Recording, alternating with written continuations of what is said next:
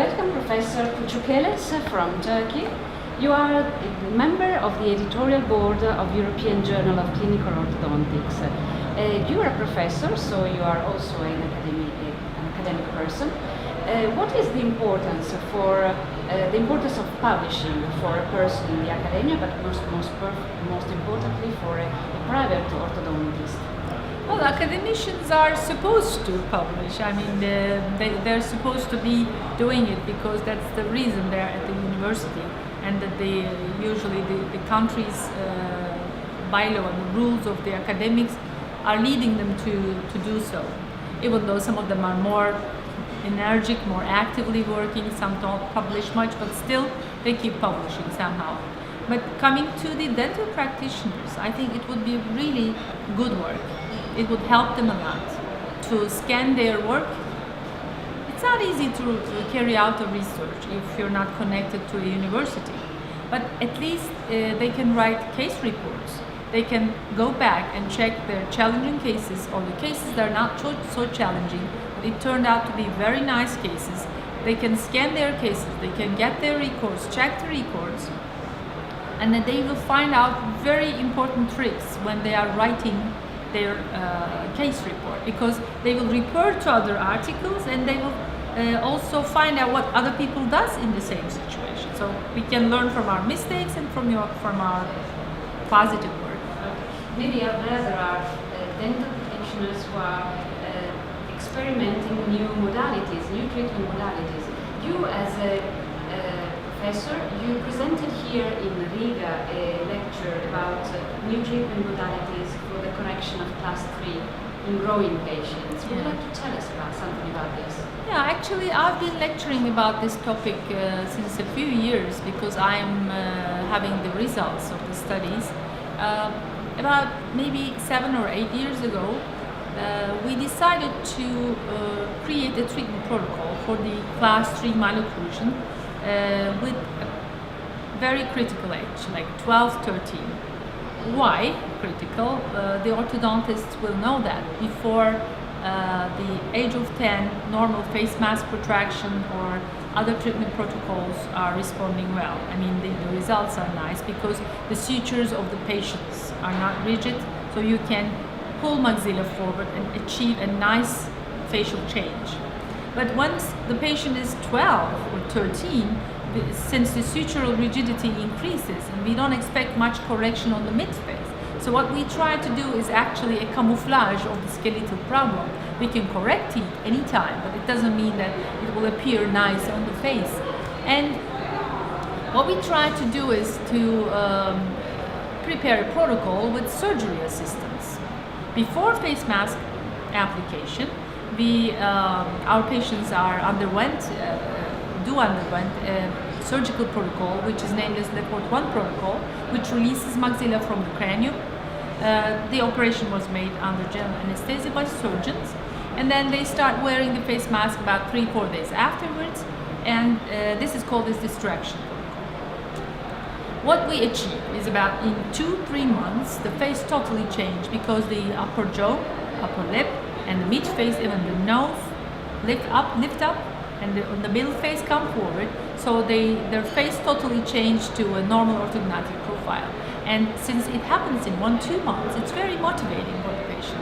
They like the results, so they are very much motivated to wear whatever you give them to. And then after this study, we had for sure some problems during study, and then we designed another protocol, which is an intraoral protocol, still using the same advantage of the corticotomy, but this time the mechanic was inside the mouth, the elastics between the lower implants in the lower anterior region and in the upper acrylic splint. But still we cut maxilla, corticotomy was performed on the maxilla, and the maxilla was pulled forward in 2 months or so, because intraoral elastics are easy to wear. They're more cooperative with the elastics. And I believe that this mechanic worked even better. Why do I say that? Because for the first study we had about 6 years long-term results, and we published the short and long-term results. If people are interested, it's free of charge. Online access is possible to the I'm not calling the name of the journal, but the Angle Orthodontist, published in the Angle Orthodontist, and they're both free online. And about the new method, the last method we apply, the intro protocol, is something similar to Hugo Leclerc's method, but there they are trying to get the advantage of the sutural activation. The sutures should be active. So there you're limited with the age. If you're applying implants in the lower anterior and upper posterior region using elastics in between, okay, that's good. If the patient wears it, you will have a nice result, protraction of maxilla. But then, if the patient's sutural rigidity is increasing, if the patient is in post-peak, then you can't expect much. Even the anchorage is bone, no problem. You need a young age, I mean before the age of 10. We know this from the studies. And then with the in this age, then you need something faster, or you have to tell your patient, wait 7 years and then come for surgery, which is not fair because their faces don't look nice and these kids are really unhappy. And then what we do is this technique with the elastics, the corticotomy, 2 months, everything changed. And then in 5 months we have very dramatic results, and then we demold the device and we continue with normal mechanics. And well, some people ask me, why don't you just operate them, bring the maxilla forward? It's not the same. This is a distraction protocol, and with the with this protocol, the patient's osteotomy site is filled with the original bone of the patient itself, and you don't interfere with the remaining growth afterwards. The growth and development continues normally, and as we see, now we have the 4 years results, and we superimpose the cephs, and we found out that the growth is very favorable. The mandible rotates forward, maxilla moves forward, they still grow very nicely. So it's not only a surgery, it is a surgery, it is a Lefort 1 surgery, but we call it less incomplete. invasive Less invasive because, first of all, they perform the osteotomy through Lefort 1 line, but they don't down fracture maxilla. They just release maxilla from the cranium, and it is mobilized during surgery, not too much, slightly mobilized. And then what happens is they don't have rigid fixation plates. The growth and development continues normally, and many advantages. They're not hospitalized. They usually come home the same day. They pay a lot less, for sure, compared to the other radical surgery. What is the ideal age for this kind of intervention? Well, if patient come to me before the age of 10 or 11, I would check for the growth and development on the hand wrist or the cervical vertebra to make sure that they're in the peak. If they are over peak, I wouldn't go for normal orthopedic traction methods. I would go with this. So over 11, in 12, in a severe case. If it's a light case, maybe I would still use some face mask and camouflage if the soft tissue profile is acceptable and the patient does not demand for facial change. But if there is a radical concave profile and the patient is expecting change, and even the patient is not expecting change, I wouldn't like to give her a camouflage because I know it's going to relapse. But there are so many publications about it. We know that dentoalveolar changes relapse. It's not something new.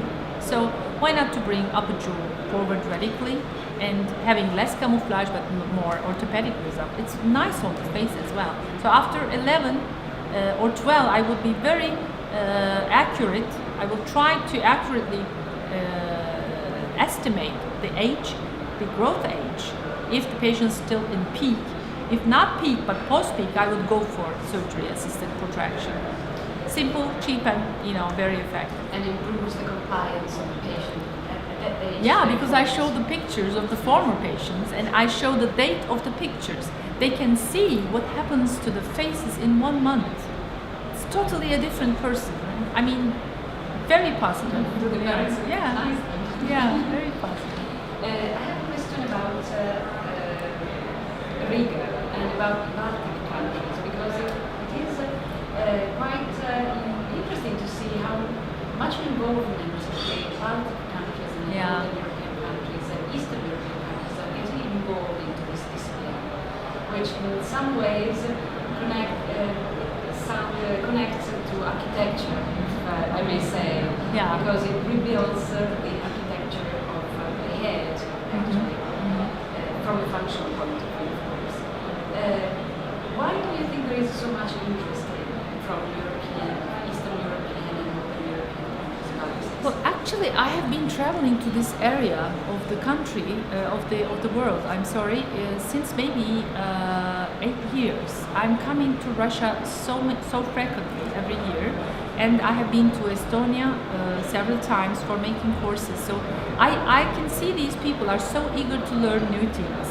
And this Congress particularly is a very nice one, very well organized. First of all, there are many things for surgeons and many things for orthodontists, and these two professions should be working together to have the most harmonized faces. So I think collecting them together is a great idea, very nice idea, and that's why they probably, it's about 800 people. Yes. We're very close to what we achieve in some European orthodontic society congresses. This area is also, the people, well, mostly women though, but you know, what I see is in many countries, this profession, orthodontic profession, is mostly women, but they're very eager to learn and they are very eager to share. And the names are selected so nicely, very nice people, very nice lecturers out there. So it's a very nice congress, well organized, perfectly well. You were part of it, so you added value to this congress. Oh yeah, that's nice. Thank you for hearing it. But I'm talking about the other speakers as well. I met some people that I didn't listen before, but I've heard about them. So it was also a very nice opportunity for me. Thank you very much. Thank you. Would you like to say Thank you for anything inviting. else, or- Thank you for inviting. Make more publications, dear practitioners. It's going to help you to improve. Maybe in correspondence, in conjunction with the people from university who see so Yeah. many cases, Yeah. maybe they can standardize. I'm sure if a private practitioner is taking records and following their cases, which a good practitioner should be doing, they could communicate with the universities in their area. I'm sure the people will be interested to use their cases and to compare, to give them more cases to compare with, and they can make a joining study very nicely. Both will benefit from that. Yes, I'm sure. I'm sure about this. But thank you very much. Thank you. It was Thank you a for very nice inviting. and natural, Thank you for natural inviting. conversation.